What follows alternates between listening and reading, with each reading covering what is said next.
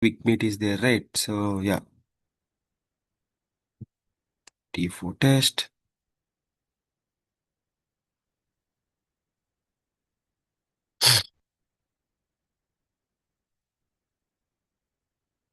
Okay.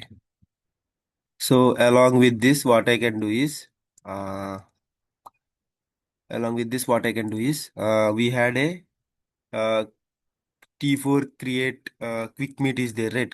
Create quick meet.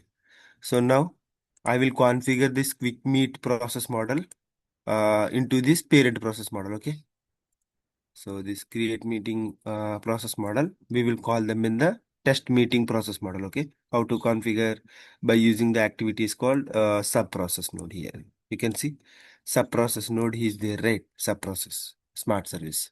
So yeah, the sub process node is mainly used to launch the sub processes from within the parent processes. Okay, what will it do? It links the two published process models so that the data can be transferred between them. I mean, so the data can be transferred between parent process to the child process by using the subprocess node.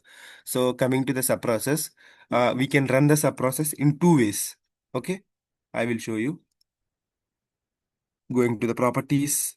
For configuring any smart service, we need to go to the properties.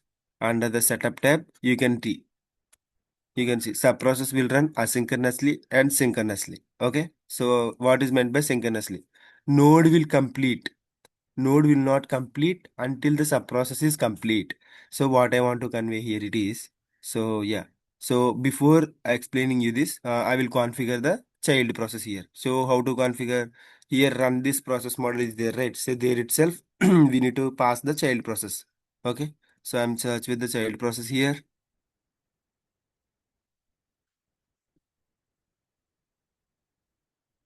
So this is the T4, right? So T4 quick meet. Spelling out messed up. QUIC. Yeah, quick meet is there, right? So I'm passing this quick meet here, okay?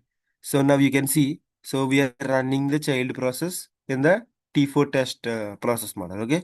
So now what we want to run? So we want to run synchronously. Synchronously in the sense, the see, when the synchronous subprocess is started, that means whenever the flow reaches to this node from start node to after completing this S1, after completing this S2, so the flow reaches to the subprocess, right? So whenever the flow reaches to the subprocess, the parent process flow wait for the child process to complete to move or continue to the next node. That means, so after this node, we had another node is there, dummy node something. Okay, assume this is the dummy node. Okay, dummy node is there. Okay, so yeah, after so when we configure the synchronous subprocess, what we'll do? It will wait for the child process to complete. This is the child process, guys. Okay. Inside the subprocess we have configured this process, right? So until unless this process flow starts from the start node to reach the end node, the process will not consider as a completed, right? So once it is completed, then only it will move to the next node while we configure the synchronous subprocess. Going back to the asynchronous, vice versa. So what means subprocess is started, that parent process flow does not wait for child process to complete before moving to the flow. Continue to the flow. Okay. So the data allows you to transfer data back, forth parent and child process. They do not allow activity chaining. So that means, see guys, so whenever the flow reaches from the start node to S1 to S2 and the flow reaches to the subprocess, when we have configured the asynchronous subprocess, so the node diagram also will get changed, guys, when we configure the asynchronous subprocess. So I'm configuring the asynchronous subprocess. See, I'm configuring the asynchronous subprocess. The diagram is also got modified, right? So what we'll do when you configure the asynchronous subprocess, it will start the node. Okay, it will start the subprocess. That means it will trigger the start node of the child process, but it does not wait for the child process to complete. Okay, because it won't wait for the child process to reach the end node. It will just trigger the node and it will move to the next node and it will complete their next execution process. So that is how we will configure the synchronous subprocess and asynchronous subprocess. Okay. So in which scenario we will use the synchronous subprocess and asynchronous subprocess? We have the examples here, right? So I will show you in which scenario we will use the synchronous subprocess, in which scenario we will use the asynchronous subprocess. So subprocess which is used to configure the child process into the parent process. Okay. And we will use the two different ways to run the sub-process. One is the synchronous way, another one is the asynchronous way. See, asynchronous way node will complete when the sub-process is started. It doesn't wait for the child process to complete. So in synchronous sub-process, when I select this option, you can able to see input variables are there, output variables also there, right? So in synchronous mode, what you can do, you can pass the data and you can fetch the updated data back to the parent process variable as well. Okay, so now T4 meeting, what I will do, uh, I will quickly create a one process variable called meeting details.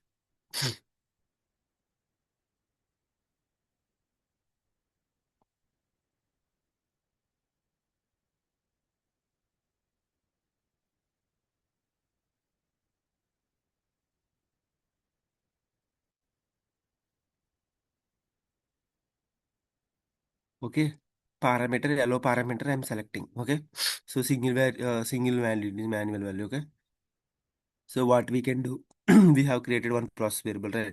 So what we can do, we will pass this process variable data. Okay, we will pass this process variable data to the child process variable. So this is the record type, guys, but I have configured the CDT type here. So that's why the data transferring between them, it is not showing up. So now we will change the input type to the T4. Yeah, this is now the record type. Okay. So now selecting and okay, and going to the properties of the subprocess here. So now here you can see. So now you can pass the meeting details. So now I am passing the meeting details, guys. Okay. Meeting details. Uh, our process variable data into the child process variable input. So if you want me to show child process variable data, see here, see. So we have configured only one input here. So that is meeting. So that process variable, it is showing as a input variable in the parent process. So same like that interface, we have the rule input got created in this summary details, right? That will be showing as an input variable here to this interface. That is nothing but the parameter. So that input variables are we can able to see here, right? Input variables from the child process, we are passing the data from the parent process. Okay. So if you want to fetch the output data from the parent process to the parent process from the child process, we will configure this. So these are all uh, parent process variables. Okay. See. So here pick a sub process variable of type meeting 4. So yeah, sub process variable I'm picking up here. So what will happen? So whatever the values updated from the child process, you can be able to fetch through the from the child process. So I will not configure this. So I will show you what how will it do. So now what we can do, we can click on OK, we can click on validate. So now we have successfully configured, right? So some alerts are there, so quickly resolving the alerts and we will test this out from the interface level. Okay, so alerts we will send to the initiator, and the data management should be delete the instance after 1 day. And yeah, that's why as of now display name we will modify this later. So now saving and publishing this. Yeah, so now we have the process variable, right? So yeah, okay, meeting details, that's fine. Okay, now T4 test. So what we can do, we have to create a constant to trigger this process model. Okay, I'm quickly creating a constant here. T4 test process model. T4 test. Okay, now clicking on create here.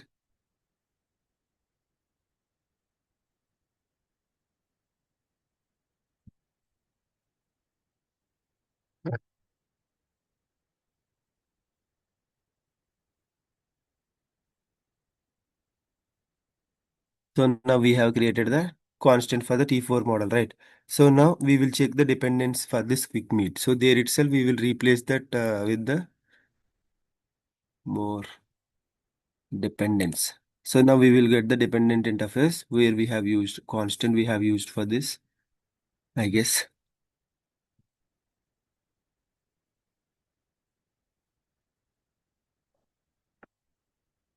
Yeah.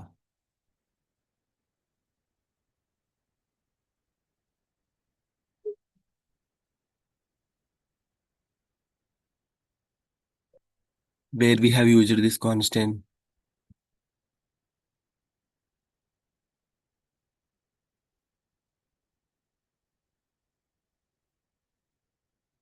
No, we have not used this constant anywhere. Okay.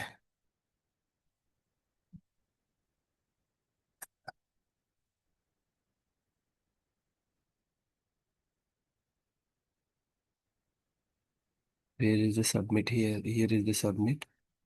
Okay. I have commented this code, guys. So that's why it is not showing up this interface. So now I'm uncommenting this comment. So yeah, I will copy the same code from here. Okay.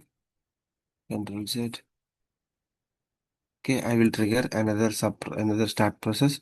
Instead of here, I am passing the T4 underscore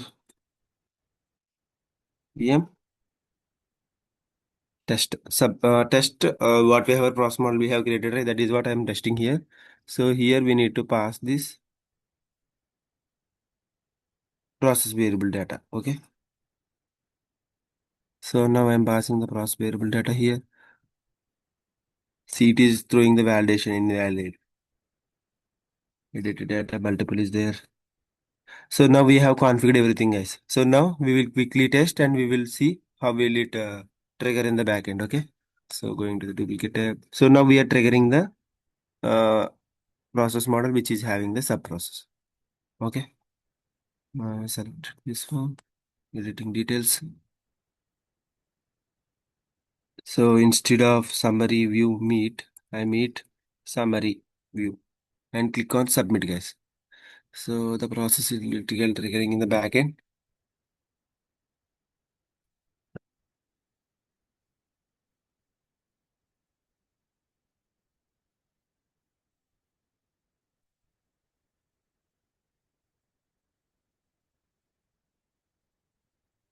Yeah, the action got completed. So now, yeah, you can see summary view is there.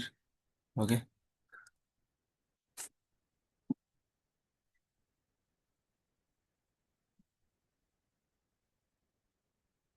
So now T4 test is there, guys. Okay. Now you can see. So from process variables, we have received the data from the interface. Okay. From the interface, we have received the data. So yeah, from the interface, we have received the data and subject only we have modified like that we can see. Okay. Okay. So now if you want to see the process model, you have to click on this plus icon, guys. Okay. Then you can see the child process, open or edit. So I will click on the monitoring tab here. So now this is the child process got triggered from the parent process. So this is the data. Okay. This is the data which we have passed from the parent process to the child process. Okay. From the parent process to the child process, we have passed by a sub process. Okay. So now what we can do is, so now, yeah, we will configure the output variable as well. Okay. Output variable as well, we will configure. So now, so before configuring the output variable, I will show you one more thing, guys. Okay.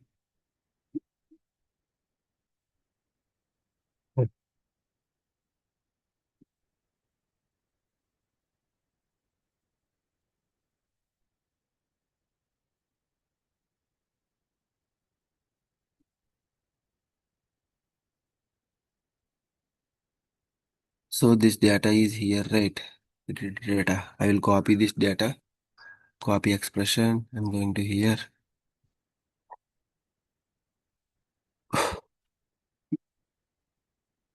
So now, if you can see here,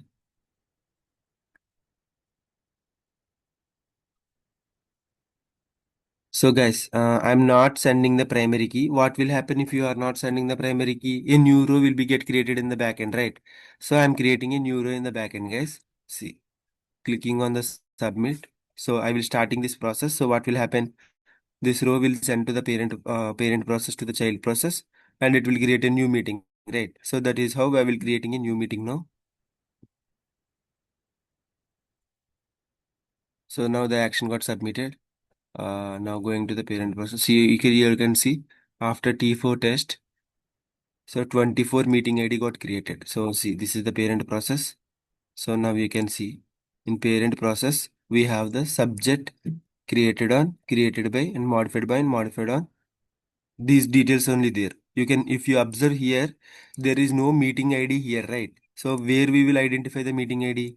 So the meeting ID will generate in the child process because see here, ID 24 is generated in the child process because write record smart service is there in the child process, right? So the primary key will get generated in the child process. If you want to fetch the primary key details along with other details into the parent process, what you can need to do, you have to configure the output variables, guys, in the sub process. Okay. So now I'm adding the output variables to fetch the child process variables data into the parent process variable data. Okay. Now clicking on OK and clicking on OK here and clicking on save and publish here. So now what we can do is, so now going to the executing the same process again.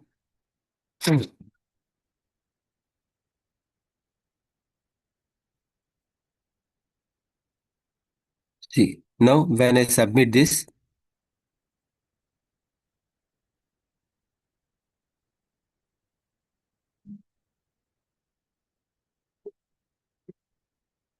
and new meeting will be get created. See, 25 meeting ID will get create. Yeah, 25 rows got created, right? So now we going to the backend to see is whether the child process variable data got fetched into the parent process variables. Okay. Now clicking on the test here. Now going to the process variable C here. Now you can able to see the child process variable generated ID here, primary key into the parent process without going to the child process to check. So this is how we will transfer the data between parent process to the child process by configuring the input variables and the output variables. Okay. So same, Pranali, did you got this?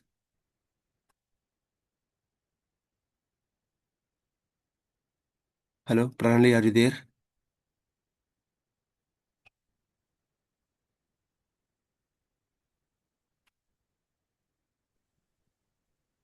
Yeah. Hello. Ganesh, you are audible. Okay. Thank you for confirming. Hey, Pranali, you are not audible, Pranali. Your voice is not able to hear me. Hello. Yeah, Pranali, did you got this? Passing the input variables and fetching the output variables from the child process. Yes. Yeah, can you speak little bit louder?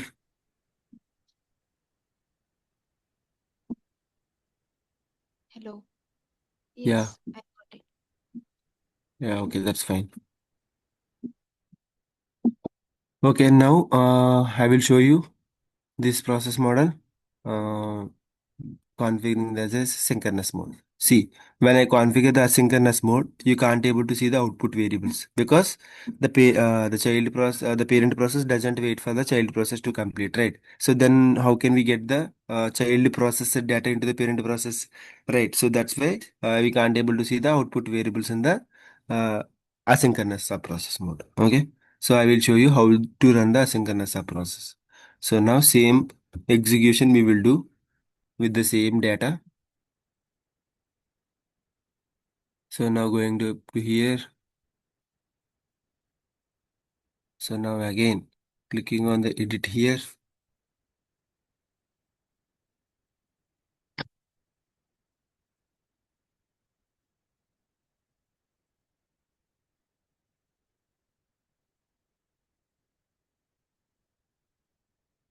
So now clicking on the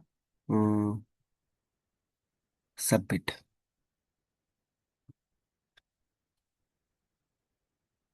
When you click on the submit here, going to the parent process. So what it can do here, see, the parent process is completed, right? See, the parent process is completed. T4 test is completed, but child process is not yet completed. That means, so it triggers the parent process and it will move to the next node and then the process will be get completed. It doesn't wait for the child process to complete until unless move to the next node. So that is how you can able to see the difference between. So the child process is not yet completed, but the parent process is getting completed because of we have run the sub process as a asynchronous mode, right? So that is how uh, in real time we will run based on the execution, guys. See here, the history you can see we have passed the data to the child process. Now we will refresh this. Now will it get completed? Now it will get completed, right? So now reload this, refresh this. Yeah, the data would be transferred between the parent process and child process. So this is how we can able to see sub-process configuration, guys. Okay, linking a sub-process to the parent process, passing the input variables and configuring the output variables, opening the sub-process from the parent process. Okay.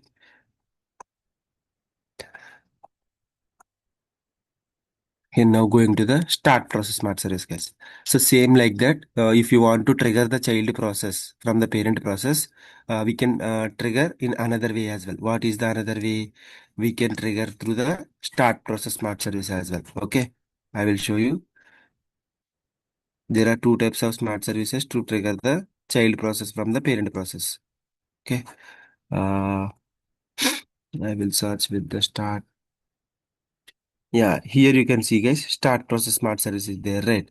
So yeah, using the start process smart service as well. Yeah. Uh,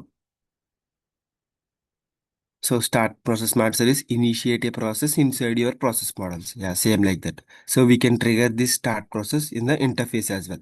If you can see here in the button, here I'm triggering the start process, right? So there will be a function as well for the start process smart service. So we can trigger from the interface as well, the start process. So this is the start process, guys. Okay. We can trigger from the interface as well. So in the web APIs, so while configuring the web API, I will show you how to start the process as well. Okay. By default, process is initiated, run as asynchronously, meaning the current process flow will continue without waiting for the parent process to complete. So that is what it is saying. You can also run asynchronously if you want, run synchronously if you need wait the parent process data. Okay. So what they are saying here it is. So yeah. So using the start process, we can trigger from the interface as well as the process model level as well. So earlier we have seen the how to trigger from the interface, right? Now I will show you how to trigger from the process model. Okay, now here when you go to the properties configuration of the start process, here it will ask you to provide me the process model name. So now I'm adding the process model name here. Sorry, T4 quick meet. So same process model I'm triggering using the start process as well. Okay. So how should this run? Either synchronously or asynchronously. When you select asynchronously, by default it is selected asynchronously, right? So that means selected process starts and process continues immediately. Parent process will continue immediately. While going to the asynchronously, uh, synchronously, sorry, the selected process must complete before the process continues. That means it will move to the next node until unless it is not get completed. Okay, so now we will run this synchronously. Okay, we will run this synchronously now, so we can see output variables as well. You can able to see. So now I am passing the our meeting details input here and fetching the target variables from the uh, child process model into the parent process.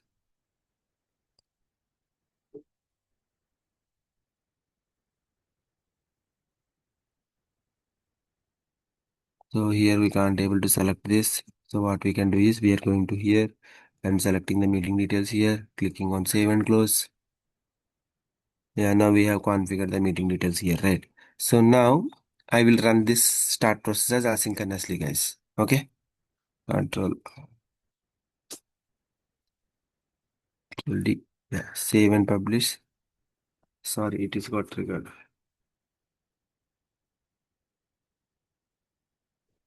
So synchronous we have triggered, right? So synchronous. So one more example, guys. When we run this as a synchronously, so the child process got breaked here. So now you can see we have not passed any data, right? So the child process will get break. See, the child process got breaked because of we have not passing any data, null data we have passed it, right? So that's why the child process got failed here. So if it is failed while we are running this as a synchronously, so it is failed, right? Child process. So it doesn't move to the next node. It doesn't move to the next node and next execution process will not get completed. So this is the drawback we can able to say while we running the start process or sub process as a synchronous mode. So because of this alert, it won't move to the next node because of this error. So now we will trigger the same process by using the interface level. Okay. Ah, we can't able to save as well. Why this is of type of errors are coming up here. Nice.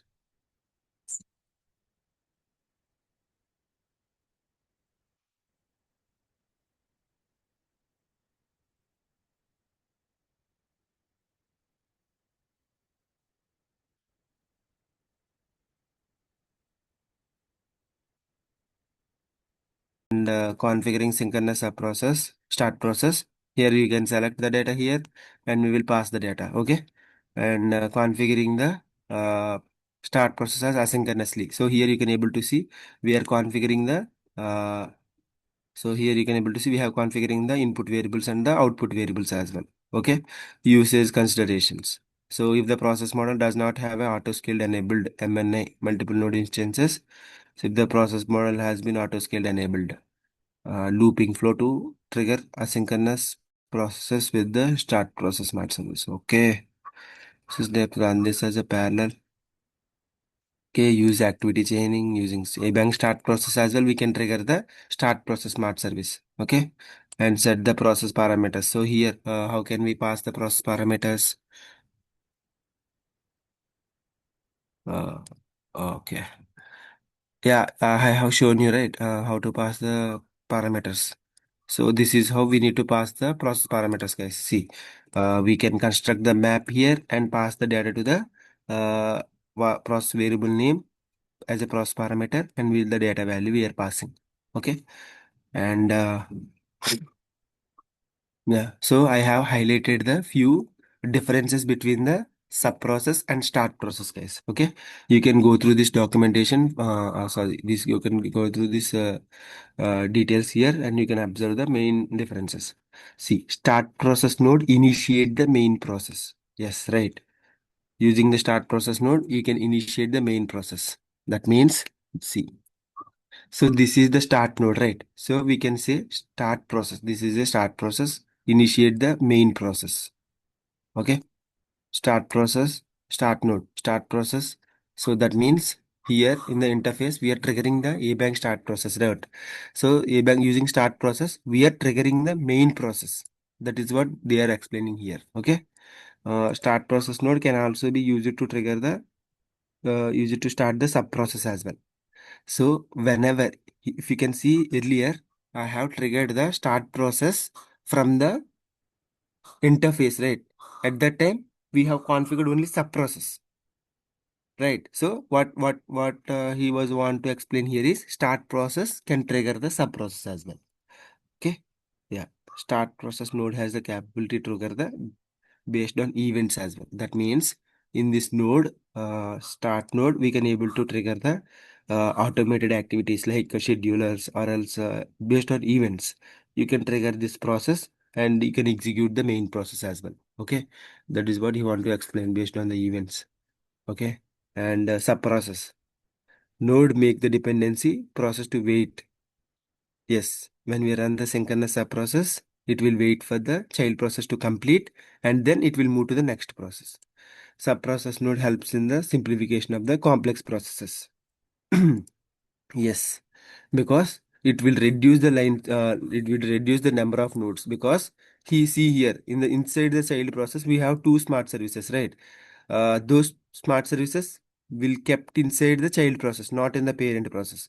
If you are not using this sub process or else start process, what will it do? We have to configure those two smart services here, right, in the parent process. So like that, number of nodes will get reached to the 30 nodes or else more than 30 nodes. So it is not a best practices if you use more than 30 nodes in the same process. To reduce the nodes, what we will do, we will create the child processes and we will call the child process into the parent processes by using the sub process or start process smart services. Okay. Yeah. So these are all the major highlighted important points, guys. Using sub process can invoke a child process either synchronously or asynchronously as a per the business requirement. Whereas using the start process, it always start the target process asynchronously. Yeah. If you can see when we triggering the start process smart service, by defaultly it is triggering as asynchronously, right? So that is what he want to explain. See, the first option it is got defaultly selected is the asynchronously. Now, in the latest release, current release only, they have introduced the synchronous sub process as well. Sorry, start process. And what we have, yeah, because of this behavior, if you have multiple tasks configured in the various process of the child process, you can want have a chaining between the tasks. You need a sub process. Go for the sub process for activity chaining. Yes. So sub process will allow the activity chaining, guys. See, you can configure the activity chaining back into the parent process by enabling this option allows flows into the sub process. This is the sub process, guys. Okay. And in this manner, activity chaining can be configured through a sub process and continued into the parent process. So now what we have.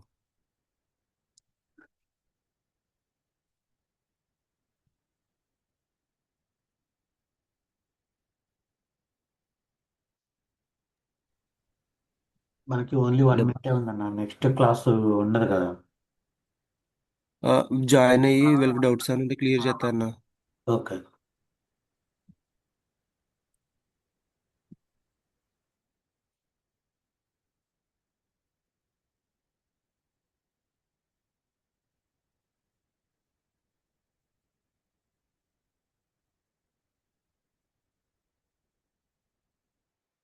Between the process and the start process. So why we will go for the sub process and why we will go for the uh, start process part service. These are the major highlights and the differences between both of the smart services.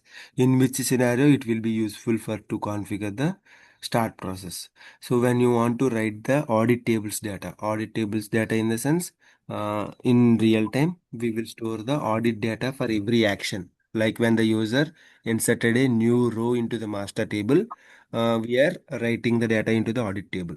When the user updates the data in the master table, we are writing again history in the audit table. At that time, we usually go with the start process asynchronous smart service, because we are sending the data, it will write. That's it. We don't want that data to be reflect back in the parent process. So that is how we will configure the for the audit purposes. We will use the start process smart service. Okay. So if you can see in the interface or web API, you can use the start process function inside the same into. We have to use the start process function inside the same into only. As we discussed earlier, start process link is also there, but that link we can't able to use inside the save into. We can be able to use under the link parameter itself. Okay. In the process model, using the start process smart service, when you have to select the process model and it respect to parameters for its inputs. Yes. Yeah. So when you select that parent process model, you have the process variables already got created, right? Those process variables data we will pass via parameters from the rule input or the local variables or anything. Okay. So that is how we will pass the data. A major difference, start process invoke the target process. See, this is the major important difference, guys. See, the start process smart service invoke the target processes on a separate engine of the APN to balance the load. See, every time start process smart service, what will it do? It will use the separate engine to balance the load from the process model, parent process. Hence, we can't give the guarantee whenever we use the start process will immediately trigger the target process, whereas sub process gives you a assurance of child process immediately once after the flow hits the node. Yeah. So every time when you use the sub process, it will uses the parent process execution engine. It doesn't have any separate engine to execute the flow. Okay. So that is also one of the key point. We will go with the start process smart service. Yeah. If you want to invoke a process from the interface, you have to use the start process. If you want to switch from one process to another process along with the respective parameters based on the provided inputs, then it is preferable to go with the start process instead of sub process. Yeah.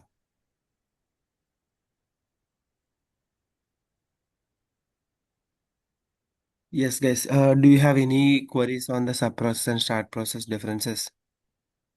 I don't know. I'm open for your questions, Pranali.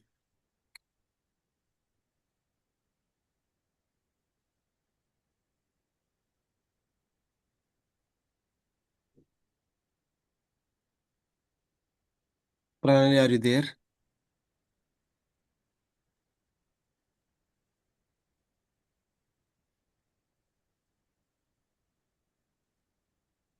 We can't hear you, Pranali. Guys, can you hear Pranali?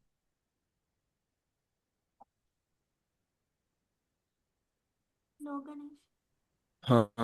Pranali, we can't hear you, Pranali. Can you join through mobile as well?